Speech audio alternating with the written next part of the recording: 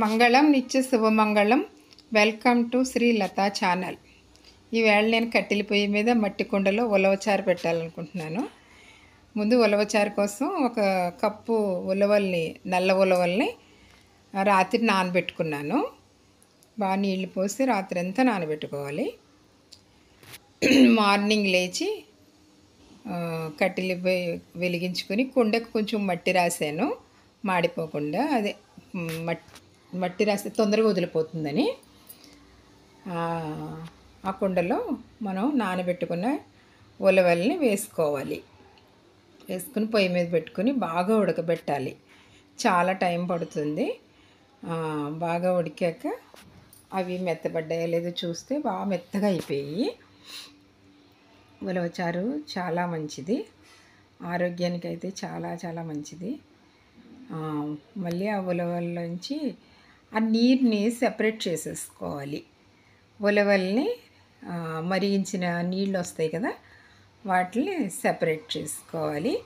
ఈ ఉలవల్ని మనం వేరే కర్రీ చేసుకోవాలి, మరలా పొయ్యి మీద పెట్టుకోవాలి. ఈ చారంతా పొయ్యి మీద పెట్టుకొని మరలా ఉల్లిపాయలు, పచ్చిమిరపకాయలు, ఉప్పు, కారం, పసుపు అన్నీ వేసుకుని మరలా మనం బాగా మరిగించుకోవాలి. బాగా మరిగించుకున్నాక సగం అయిపోయింది చూడండి వాటరు. ఎక్కువ టైం పడుతుంది ఉలవచారుకి.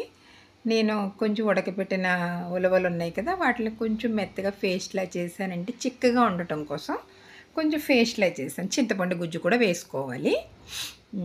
చింతపండు గుజ్జు వేసుకుని బాగా మరిగించాలి.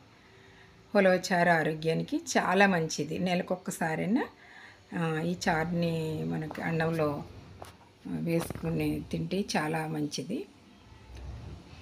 ఇప్పుడు ఏంటంటే పెనం పెట్టుకుని మళ్ళీ తాలింపు వేసుకున్నాను. లాస్ట్లో కొంచెం పప్పు తాలింపు సరుకులన్నీ వేసుకుని కొద్దిగా తాలింపు చేసుకోవాలి.